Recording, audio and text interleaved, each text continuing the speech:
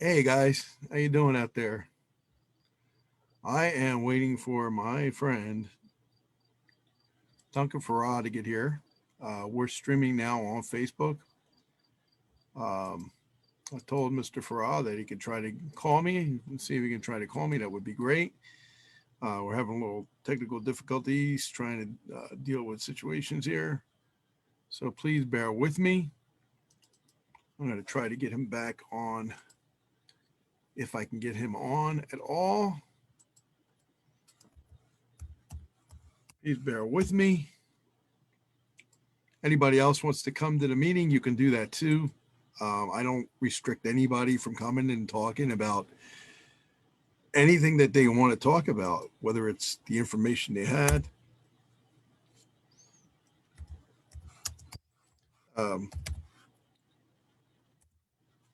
Duncan is having a lot of issues, probably technical issues. Probably can't call me and he can't come. And I don't want you to hold this against him, but Duncan's a great guy. He just has bad internet where he's at. And for you to be responsible and have some type of thing, again, I'm welcoming anybody to this meeting if you want to come. So I'm gonna put the thing right here for you guys so you can see it. Come and join me at the meeting. If you have Zoom, come in. If you don't have Zoom, just download it. It's real simple. Join me at the meeting. Let's talk about let's talk about Duncan Faure. Let's talk about some of his music. Let's talk about your music. I'm giving you guys this time to uh, be part of a metamorphosis of changing. The changing is a lot of the stuff that I do is because of you guys. What you ask for, what you want.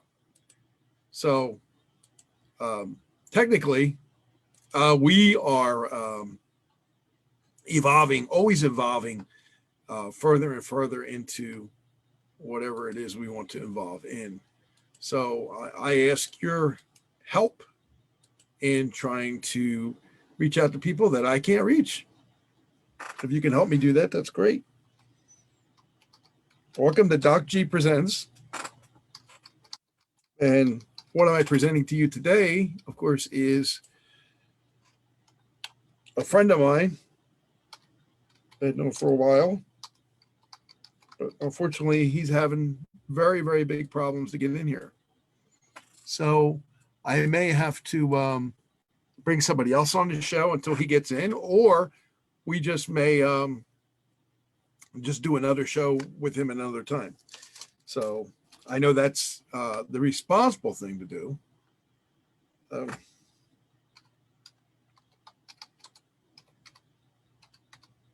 but I laid it out to you guys. Now, if you want to come into the Zoom, you're my guest. You're allowed to come in with me. I will put you, if you have any questions for me, any questions for Duncan Faure, if he comes in, please, please let me know what they are. If you want to just come in and say hi or talk to me, you can do that too. You can do it on your phone, guys. You could just, literally just go on your phone and do it too. You don't have to. Let me show you. So I'm going to go to my page. I'm going to go to the Zoom. Let's see if I can do this. You can do it on your phone, guys. You can just, literally just go on your phone and do it too. You don't have to. Let's see if I can do this now. You can do it on your phone, guys. You can just. Yeah, I don't understand how Facebook works, but I'm going to try to put this in the comments for you guys. I tried to put it in the thing, it wouldn't work. So let me see if I can put it up here so you'll see it. A lot of you said you can't see the post because it's not in there.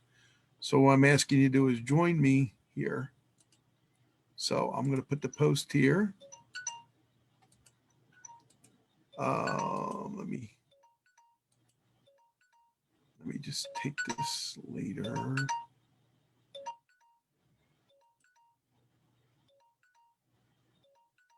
Okay, let's see if I can get this Well, I get this phone a little bit, guys. But anyway, I'm willing to work with anybody here. If you want to, I'll show you again how to do it. You go to Facebook, go to my page. You'll see you should see a thing there, and you still don't see it. Facebook blocks everything, but I can send it to you by however you want me to. If you have a question, if you have a comment, please do that. I'm waiting for you in Zoom. I am going to give my friend probably an extra 15 minutes, half hour.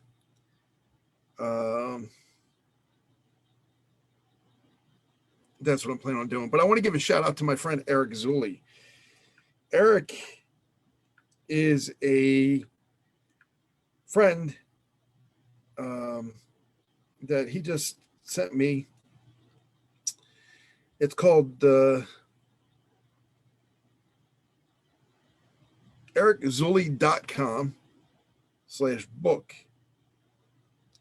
It's a master connector and business media mogul.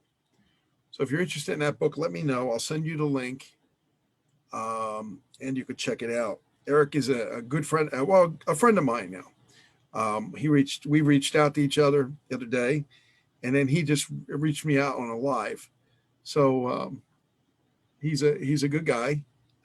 He's an influencer like Tyler Music, maybe more influencer than Tyler Music anyway, but just a nice guy.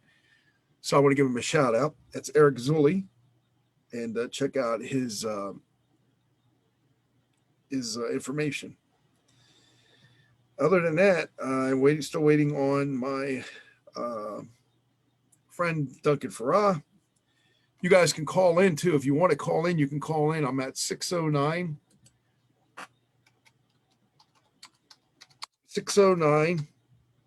585 0400, and we could talk, we could chat and talk about a little bit what's going on in your world.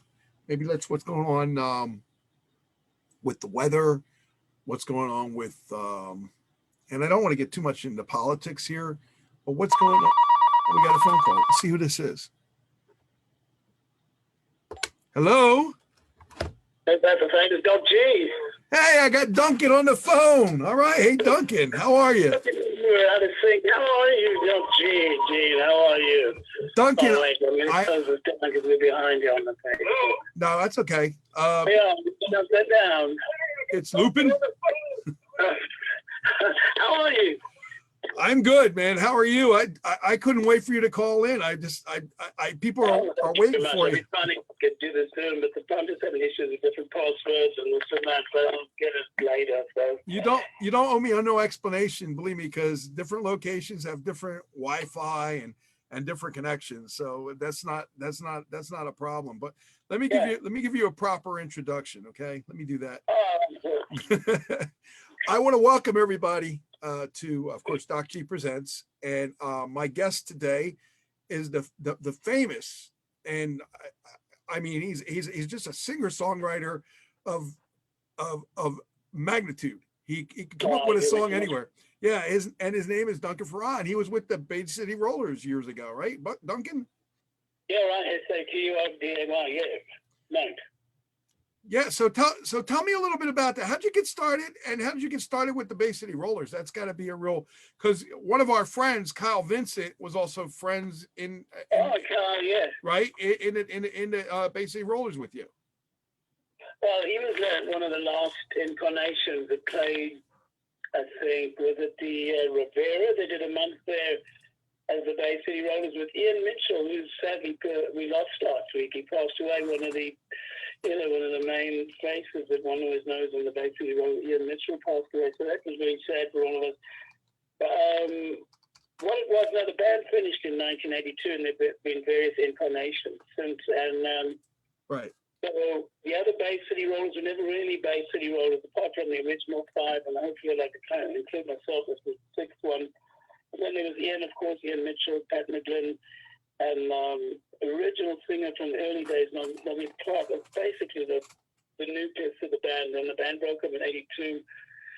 And through the years, there have been various incarnations. Woody's a great friend of mine. Woody's got a Bay City Rollers. They go out, and the singer Les McEwen has got a Bay City. They go out, and for a while there was a show offered to me at the Riviera for a month, which I couldn't take because it was labeled Bay City Rollers, and right.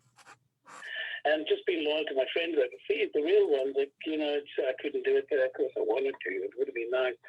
Actually, I wrote a song, Billy and the Big Band, because here I am sitting, in the pub in the Bay City Road with all these That's so strange cool. names are playing for Riviera, making them. But that's rock and roll. We see that all the time. I mean, I can't remember who the Four Tops or whoever it was, and they say, well, they're no originals. I guess the bands are doing that now. Right.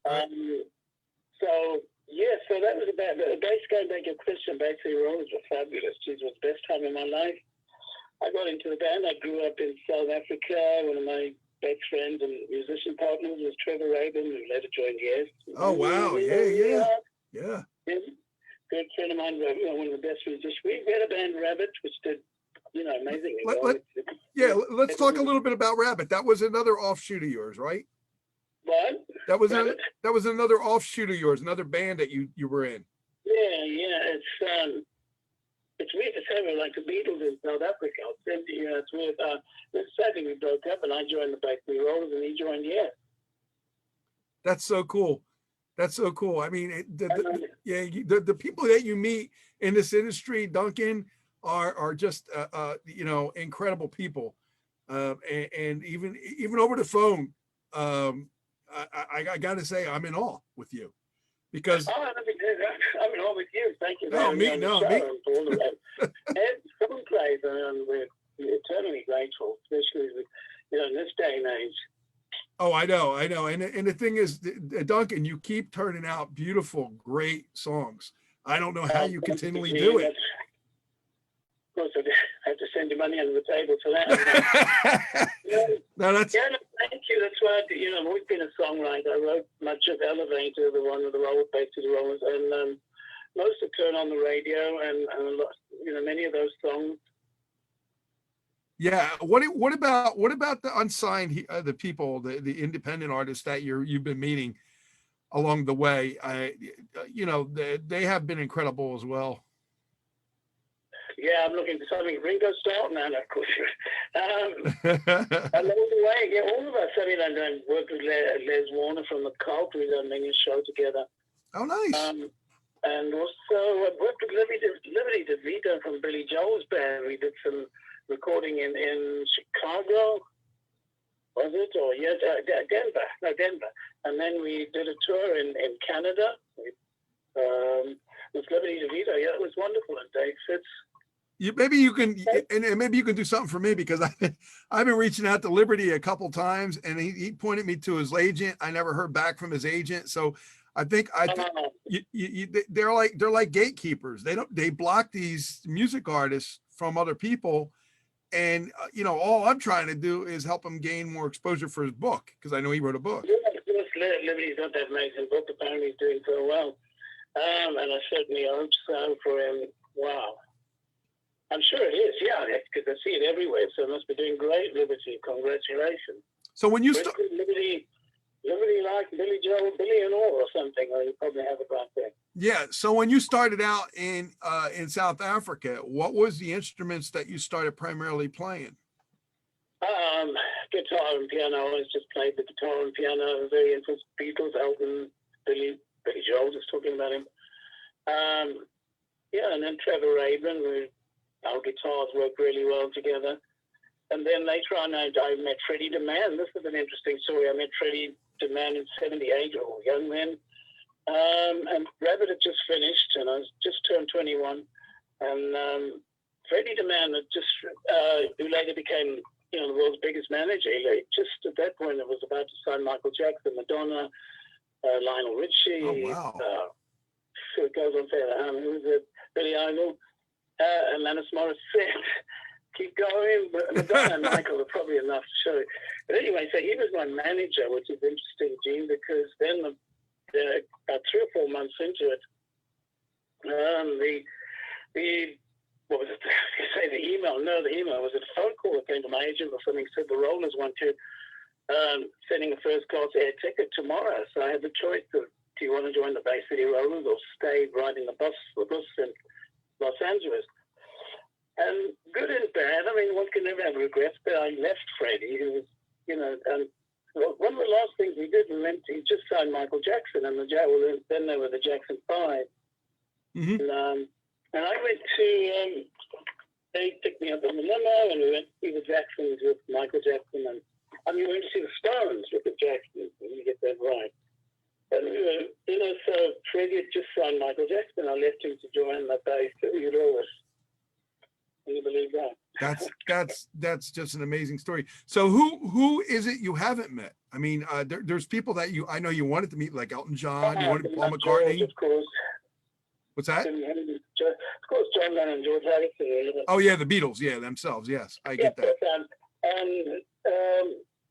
Lucky enough, we became really good friends with Elton John. He actually got me my first green card. Oh, nice.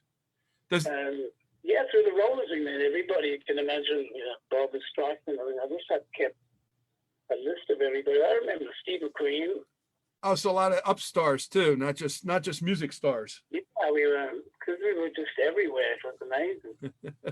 See, I appreciate. I told Dave Zane this from the Buckinghams that. Oh, Dave Zane, yeah, I know him too. I know everybody that I talk to, they know you, and it's like, oh, you're kidding? Oh. Yeah. I talked to Tristan Bowden from Chicago, and he's like, "Oh, I know Duncan." I'm like, wow, is that? Oh. Yeah. Because Tris was with Kenny Loggins, and he did the song Footloose. And of course, he was with Chicago for the last 30 some years or 40 years. Oh wow. That's cool. Wow. Yeah. So great, right? The music. Wow. So you just, new friend.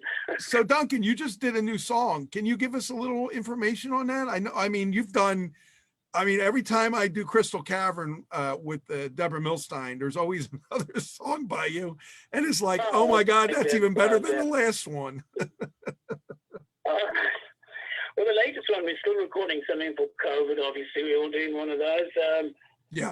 Something called In the Blink of an Eye, and I hope we've got it for you in 2 weeks.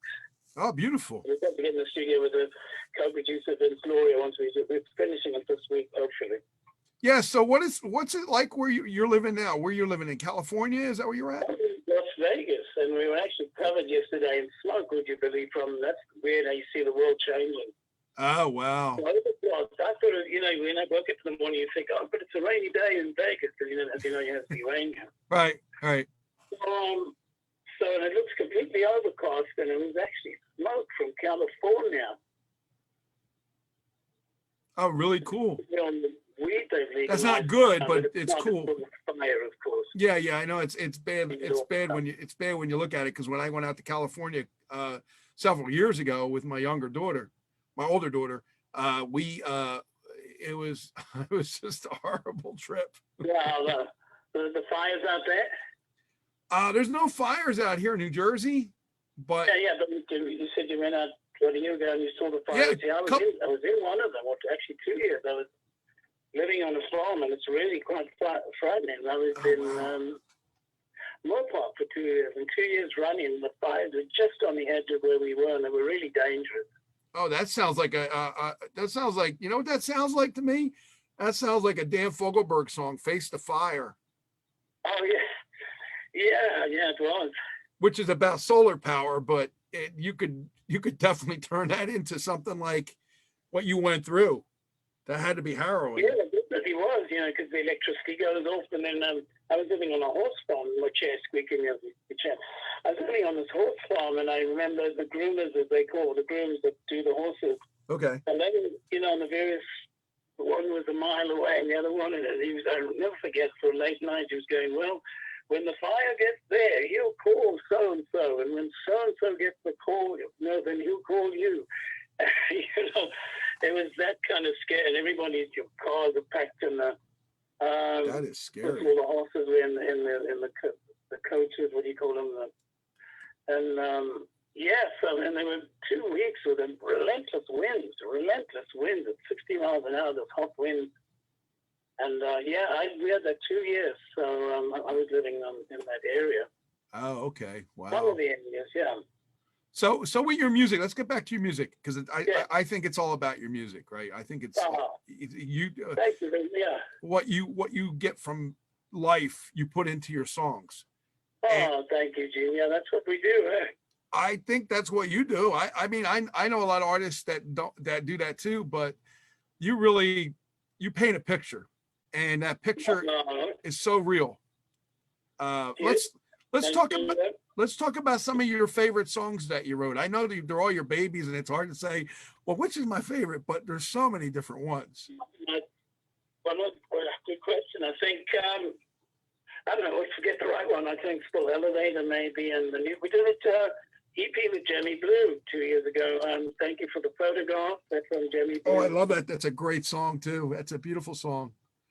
JemmyBlue.bandcamp.com, and then of course there's my Bandcamp, Duncan faure, faure.bandcamp.com. So there are 2 dots, and that's how we try and we sell our music now. We sell them on, a thing called Bandcamp, as you know, and I suppose there are many other ways. But Bandcamp seems to be the easiest. Oh, I got to tell you, one of my favorite songs by you is "Hello and Welcome Home." Oh, that was basically Roller Dance, yeah. That, and also, well, of course, redone "Rock and Roll Love Letter." Yeah, we did that also on Jemmy Blue. Thanks, Jemmy Blue, for that Rock and Roll Love Letter. We did that about 2 months ago. Yeah. Great songs, and that just give me a little idea. But that's the one cover I did. I normally just do songs around that. But I enjoyed that basically roller song so much. I felt like doing it. I'm sure you and you went when you went on tour. I mean, all the fans you met were probably just in awe of the songs, and it's not so much what generation of the band, it's that you're still putting them songs out there for people to love. And you know what I'm saying? It's not so much that you're either 4th, 5th, doesn't matter, 8th part of the band. It doesn't matter. You're still part of the band. Yeah. It's nice when you get places and people are singing, you can see them mouthing the words to your songs. I mean, I had a song, Brother. We were in New Orleans one year, and these girls were singing the lyrics. And I was like, oh my God, I didn't know my lyrics. But yeah, sometimes they know lyrics better than us. Beautiful. So that's nice to know, yeah. So you said you're friends with Elton John. Is that? Or... I used to be a really good friend of his, meaning, he was a good friend enough where he got me my green card, and he used to call me, and we were invited for dinner to his house. And he met me when I played in South Africa. He actually came to see me play one night. Cool. Can you believe it? I mean, of course, it's all gone now. It's all history, but that's an actual true story. That's really cool. He calls me up. That's right. So I'm coming down tonight. But please don't tell anybody he's coming. Of course, I called the club. I said, Elton might, I didn't think for one moment he would come. So I called. His name was Peter Plum Crazy was the name of the venue. His name was Peter Plum. Right. Yeah, I said, Peter, don't, whatever you do, don't tell anybody he's coming. He'll be coming on ahead, a couple of bodyguards, just shunting him quiet in the back, and nobody will know. So what does he do? He runs up on stage and Elton John might be coming tonight. Don't go, because I'm flipping. So anyway, so Elton arrived, everybody was kind of waiting for him. That's how it is, That's if I do a gig and formerly a Bay City Rollers, you get there. Oh, the Bay City Rollers here. Well, we can look at this, you formerly of. So people always like to take it a step further. So he was announced. But, he was so wonderful. He took it just really kindly. And they put him up to go even further. They put him up on the DJ stand with a massive club. One of those 3-story. I remember the DJ. Yes. A place where in those days. And then the band stage. And, of course, they put Bernie. In fact, I have a picture there. Bernie, my mother, and Elton standing on the DJ. Looking at the band. And that was any time we saw 1,000 people with the back of their heads rather than the front of their heads. Because, of course, they're all looking at him. So, a wonderful night. My mother and him going to have a couple of whiskeys. My mother was going on, I love your rings. I'll never forget that. So years later, Elton said, how's your mom? I said, well, I can't see it because in America, once you check in, it's like Roach Motel. You can't check out. Yeah. So I said, no, yeah, I can't leave you. So he said, oh, we can't have that. You've got to see your mother. I said, no. And I had a green card within 6 months. So cool. That's really cool. That's Elton John. Those were the days. Not, I mean, he's you know, he's got his family life, and he's definitely in his John Lennon period. Meaning, you know, he's just had enough of people because everybody wants a piece of him. You know. Oh yeah, and that's what happens when you get famous. You know. Yeah, my friends would be angry at me if I wasn't able to get a handshake out of him. You know? And it was yeah, well, and but it's like that. Even if you're the policeman, you know, it's the cousins, you know, the fireman wants something from him, and of course the friends want, you know, you got to get, and they're crazy. So eventually they just hide away. Yeah, I know. People do that. They always ask people to certain things, and sometimes you just can't deliver. I know I can't deliver people that I've interviewed, because the thing is, it's up to them to get them. I can try to help them. I can give them the contact info, but that's it. Yeah, I don't do anything else than that, you know? Well, hopefully I'll get more in tune with Zoom. We must get to the next one. We just have an internet household here. Oh yeah. And what are you doing during COVID now? You're just sitting back, relaxing, and getting ready to. You know, I'm glad you asked. We're so busy. We've locked out of our venues. Every venue.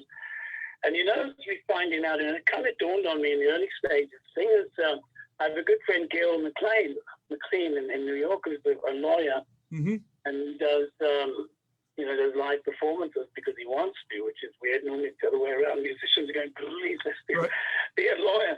But no, he wants to go out and sing, which is interesting. He went out about 10 days ago singing in New York, and he got COVID. So, yeah, it's my thing is the breathing. When you sing, you breathe, and you're exhaling. Oh yeah. You're exhaling in hard and breathing out hard. So it's very dangerous, I think. Oh yeah, it could be. It could be dangerous. So they opened up the pubs, and we were ready to go back to Pahrump because we got some really good people there in Pahrump, and then they said no, they got shut down. And everything I hear now has a lot to do with bars. It's because people get, a bit sloshed and up close, etc. As you know, it's pretty. And we're finding out all these things as we go. And I think swimming also, people, you'd think, why would they get in the ocean? But you're breathing hard, people are exercising.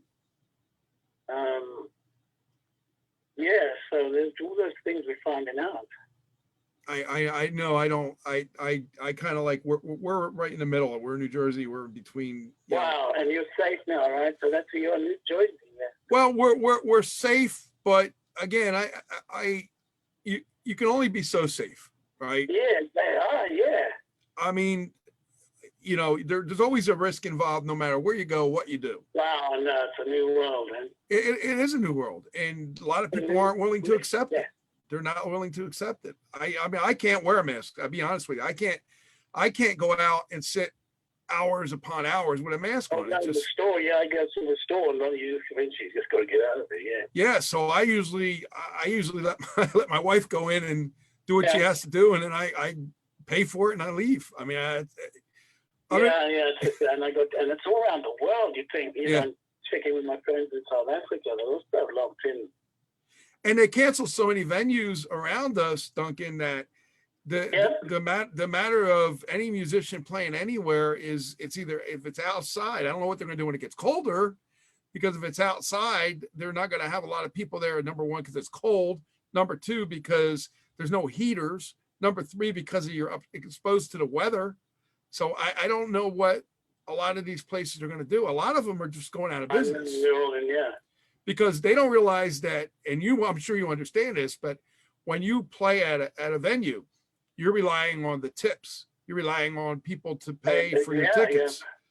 Yeah. And if the place isn't there and it doesn't have enough waiters or enough bartenders or enough people to even open and close the place, that it's not gonna work, because you can't. So we're all concerned. Yeah, because a place that holds maybe 30 people now can only hold less than that, maybe 10. Yeah, it's bombed. And you don't make enough money with that. You can't charge $30 per drink to make up for the amount of people you lose. So it's a hard thing right now. Hard thing. Yeah, I know our friends in Toronto, they're trying to open the Vince Neil's tattoo artist where I played regularly. Right. Yeah, they also I think they shut down. They may have opened up, but it's just really quiet. Yeah. And then you have the quarantines where if you come from another state, you got to be quarantined for 14 days. Who is going to come from? So if we come visit you, we're going to sit in a 2 weeks. How can you afford a hotel or a motel for 14 days, then go back for another 14 days? You can't do it. Yeah. I mean, it's just crazy. So but with that said, there's a bright side to this, and that is when everything does open up again, people will go in droves to get out. They won't. It's almost like that syndrome of being snowbound. You can't wait to get out and do something. You can't wait to go see somebody. Yeah. So that is good. Yeah. So that's going to be one thing. But now I want to get back. Go ahead. Go ahead. Now I want to get back to your music. Some of the songs that you wrote, and I say this in looking at all the songs you wrote. The One That Got Away, Back to the Day. They're the few ones, of course. They did really well for us. That was the number one on the internet in England last year. For a week, we had a number one again on Jimmy Blue. It was not back in the day. The Day I Found Love, but also that same EP. Yeah, it was the back in the day EP, but it's turned into Thank You for the Photograph. So it's probably confusing. And the song on that EP that did well was Day I Found Love. That's quite a nice one, I think. Yeah, I want to get an autographed EP of your songs. I don't care. I'll send you the money. I don't have a problem. Just tell me how I do that, and we can do that. We'll get one from Jimmy Blue. Oh, go to Jimmy Blue and do it. We'll get you absolutely, of course. Oh, thank you so much. The other one I was trying to get you along is Let It Be Right in the World. Something I did. I got our air conditioners just come on. Sounds like a tractor. I'm in Vegas. Yes. So Let It Be Right in the World. I wonder if you ever heard that. It eventually became the theme from This World. I don't even want to say this, in 93. It was November, but it was the theme, and it was done with orchestras and marching bands, and for a 2-hour World Tour. And even George Benson saying Let It Be Right. So. Oh, nice. Yeah. So you got a little bit of everything in there. This World 93. So when you think of a song, Duncan, and I ask this of every songwriter because again, I co-wrote a song with Anne-Marie Paserno called Bonfire, and we were up for a Grammy Award, and it's just empowering the person to create the music. But when you write a song, do you think of the lyrics first, or do you think of the music first? Normally the music. The music. Wow. Yeah, so I'm a melody guy. So I find it really easy to find melodies. And then you just put the words. And I find the words after that. Yeah. That's hard, man. That's really hard. Sometimes they come together. Yeah. Sometimes you find both, right? Yeah, I think Let It Be Right in the World was pretty much, self-explanatory. Yeah, I think that pretty much came as a message. We're trying to do T-shirts. I think we're trying to get that together. Let It Be Right in the World T-shirts and maybe masks, as you say. Well, what is the first song you wrote? Did you write it as a kid? Girl on Her Own. Maybe that's the second song I wrote. The first one was something called Rain, Rain. After the Beatles that didn't make a deal. But the second song was something we actually recorded as kids. Girl on Her Own. Girl on Her Own. Girl on Her Own. Now is that? Can you get that anywhere, or was it ever published? My friend Jim Wilson actually played it on his radio show. He did a 2-hour show. I mean, he found all these obscure tracks. So I know my friend Jim Wilson. Oh, very nice. Mine himself in LA.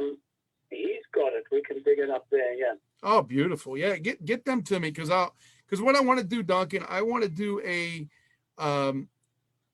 Duncan Faure. I want to do a show with you where I can play all the associated artists with you. So people know they're going to hear Rabbit. They're going to hear friends of yours like Elton John. Oh, And, okay. Yeah, I'm up for it. Yeah. yeah, I want to do something like that. And I want to do it weekly. Because I think it's time for people to know, number one, who you are, the music you create with Jemmy Blue, actually Jemmy Blue Productions as well.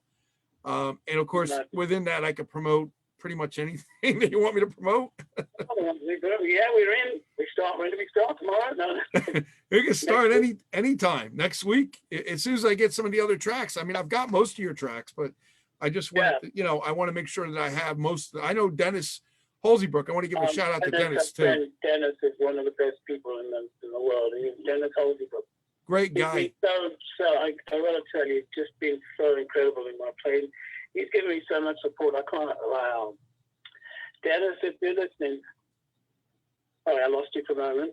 Go ahead. We're here. Yeah, I'll be back. We're here. I've lost you again. Can you hear me? We can hear you. Okay, we can hear you too. So Dennis Holseybrooke, I just wanted to give him a shout out because he's still recovering from his last surgery. No, it's sort of spending our best day. Wow. What a musician he is, isn't he? Yes. He's so underrated. Yeah, incredible. He was playing the piano. Last time I saw him was just before COVID. He was visiting Vegas, and we were at our friend Debbie Sanchez and Debbie Milstein was there. Yeah, of course, Deborah Milstein. That's how. And Dennis was playing the piano. Yeah, he's incredible. That's awesome. All them people out there in Vegas, I got to tell you, they're my brothers and sisters. Alex Oliver, Debbie, Ray, Roy, everybody. I mean, everybody out there. They're just awesome people. Yeah. And of course, my good friend, I don't know if you know him, Terry Summer from Apology None. Also a great guy. Music is wonderful too. And again, I don't know how you guys create the songs that you create. I know you draw from the Beatles and you draw from bands like the Beatles and you draw from Elton John, who always said in his music, he puts a little bit of Beatles in it. Who said that? Elton? Elton, yeah, in an interview, he said it years ago. Yeah, I remember once when Pepper came out on CD, that's obviously going back, I think it was 86 or 87. Yeah, 87 obviously would have been the 20-year release. And they were just playing it over and over again. He was renting a big house. And, this is the story, Gene. They were renting a house that was the Menendez. You remember the Menendez brothers, those horrible people that murdered their parents? Oh, yeah, sure. About 6 months before that, and Elton was still joking, Nightmare on Elm Street. It was on Elm Street, and they were renting this house with a huge tennis court in the back. And that was when Pepper just come out on disc, and remember that's when she mentioned Elton Beatles. I remember they were playing Pepper, and of course I loved that. And that week he was playing tennis in the day, and Sylvester Stallone, another one, he was hanging out there, and lots of stories. We went with Sylvester Stallone in a helicopter to Sylvester's birthday party at Magic Mountain, also memories, and they hired unknown artist Bruce Hornsby to play the piano for the evening. Isn't that exciting?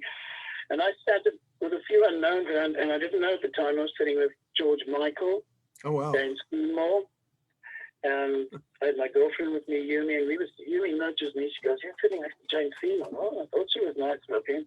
and then the other one who was, of course, in the Elton Ball, I think it was Elton's 40th, Elton John's manager's 40th. And just great memories. And when we sat with George Michael, and I didn't know it was George Michael because everybody's dressed, one of those parties, especially Elton, everybody's flamboyant. They come in their outfits, and there's George Michael. He looked like the painter or the camp. But he didn't need to show anybody who he was. That's the difference.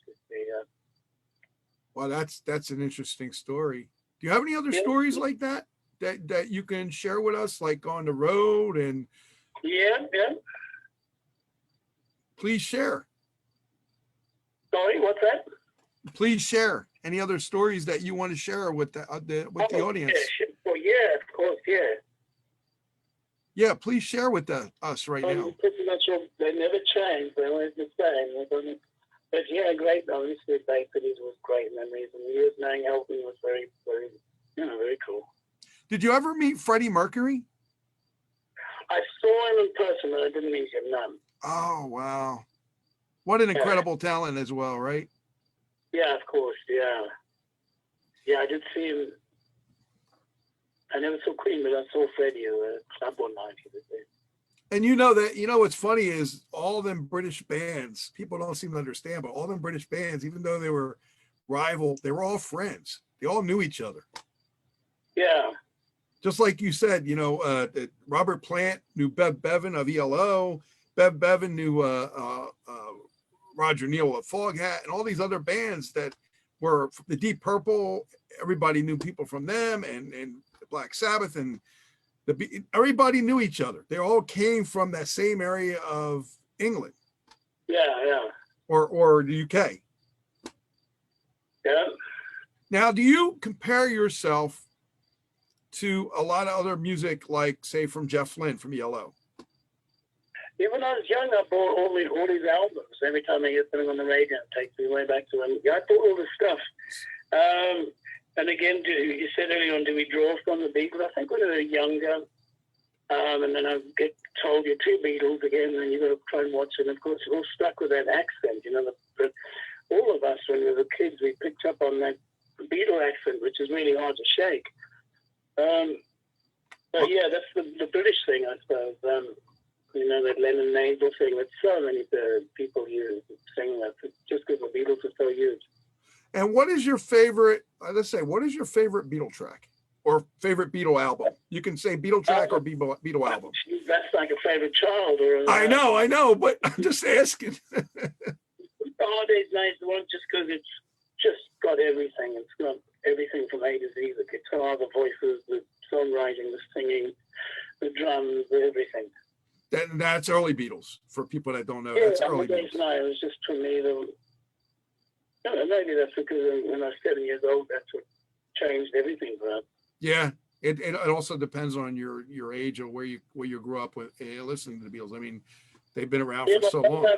My brother Bill is no longer with us. He was 7 years older than me, so him being 14, it was just the age bringing on the Beatles album. Oh, really? That's cool. So it was just the age bringing over he bring over the Beatles albums, and of course at 7 years old, that just throws your mind off. Yeah, it does. Yes, it does. Well, you know what, Duncan? I'm seeing if anybody has any questions, but do you have any other comments or suggestions? And I'm going to end our interview in just a couple minutes. docg. Brilliant, and we'll talk soon, as you said. That's really nice. I really enjoy speaking to you, my friend. And send me that music if you can as soon as possible. We'll get your show up and running. I figure at least a 2-hour show. All right. Okay. All right, docg. Thank you. We're signing off, and we're thanking you for having me on. Okay, all the best. Stay safe, man. Thank you, Duncan. You too. Gene, take care. What a pleasure. Bye. All right, bye-bye. All right, everybody. That was Duncan Faure. Of course, listening to him, he was a Bay City roller. He was also in a band called Rabbit. If you check them out, I think they're on YouTube.